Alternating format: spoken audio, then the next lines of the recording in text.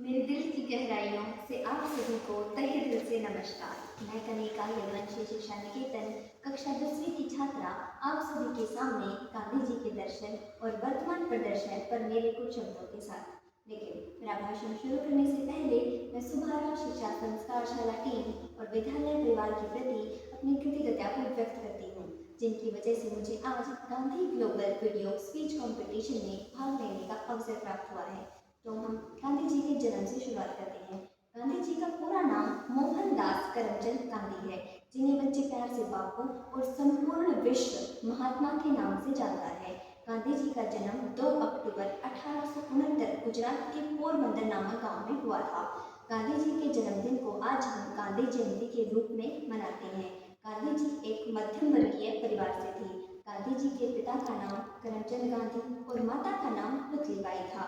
गांधी जी अपने सभी बहन भाइयों में सबसे छोटे थे। उन्हें अपनी शिक्षा से बहुत लगाव था। उन्होंने अपनी पढ़ाई गुजरात और लॉ की पढ़ाई लंदन से पूर्ण की। गांधी जी के दर्शन और वर्तमान प्रदर्शन के बारे में। गांधी जी के दर्शन ने भारत की आज़ादी की लड़ाई में नए रास्ते खोले। उनके संदेश और विचार आज भी प्रासंगिक हैं। गांधी जी के दर्शन: अहिंसा, सत्य, स्वदेशी, सर्वधर्म समभाव है। अहिंसा अहिंसा का अर्थ है हिंसा न करना, यानी किसी को भी मन, वाणी अथवा कर्म से आहत न करना, लेकिन उनके प्रति करुणा और सहानुभूति न रखना। गांधी जी ने अहिंसा को भारत की आज़ादी की लड़ाई का महत्वपूर्ण मंत्र बताया है। सत्य उन्होंने सत्य और ईमानदारी को जीवन का मूल मंत्र बताया है। यह तो हम सब जानते ही हैं कि सत्य पर ही संपूर्ण विश्व टिका हुआ है। सत्य के बिना तो कोई भी कार्य संभव ही नहीं है। स्वदेशी स्वदेशी का अर्थ है स्वदेश में उत्पादित वस्तुओं का उपयोग करना और विदेशी वस्तुओं का बहिष्कार करना। गांधी जी ने कहा है, यह हमारे देश की अर्थव्यवस्था को मजबूत बनाने के लिए महत्वपूर्ण साधन है। सर्वधर्म समभाव का अर्थ है सभी धर्मों का सम्मान करना और उनकी एकता को बढ़ावा देना। यह हमें एक दूसरे के प्रति सहानुभूति और करुणा को बढ़ावा देने में मदद करता है। और उनके जीवन के कुछ मुख्य बिंदु थे: 1917 में चंपारण सत्याग्रह, 1920 में खादी आंदोलन, 1930 में नमक सत्याग्रह, 1942 में भारत छोड़ो आंदोलन। चंपारण सत्याग्रह: यह सत्याग्रह गांधी जी ने बिहार के चंपारण गांव में किया था।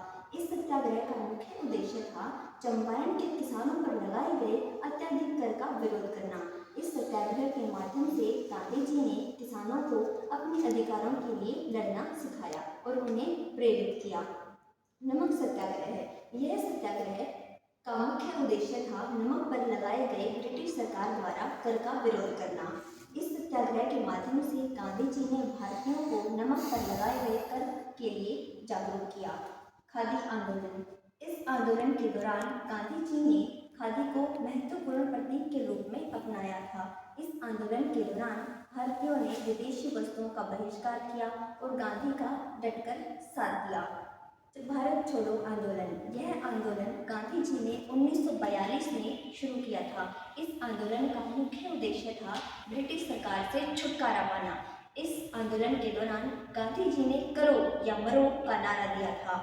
वर्तमान प्रदर्शन में गांधी जी के दर्शन: सामाजिक न्याय: गांधी जी के विचार सामाजिक न्याय और समानता के लिए अभी भी प्रासंगिक हैं। पर्यावरण संरक्षण: उनके स्वदेशी और आत्मनिर्भरता के विचार पर्यावरण में भी महत्वपूर्ण हैं। शिक्षा: गांधी जी ने शिक्षा को जीवन के मूलभूत अधिकार के रूप में देखा। राष्ट्रीय एकता: उन्होंने राष्ट्रीय एकता और सामाजिक सद्भावना के लिए भी काम किया। गांधी जी के वर्तमान संदेश: गांधी जी ने कहा है, मैंने जीवन में कई धर्म देखे, लेकिन सबसे महत्वपूर्ण धर्म है मानवता। और उन्होंने कहा है, सत्य और अहिंसा के मार्ग पर चलना ही सच्चा धर्म है। और इन सब से हमें यह सीख मिलती है कि कैसे हम अहिंसा और प्रेम की शक्ति से बदलाव ला सकते हैं।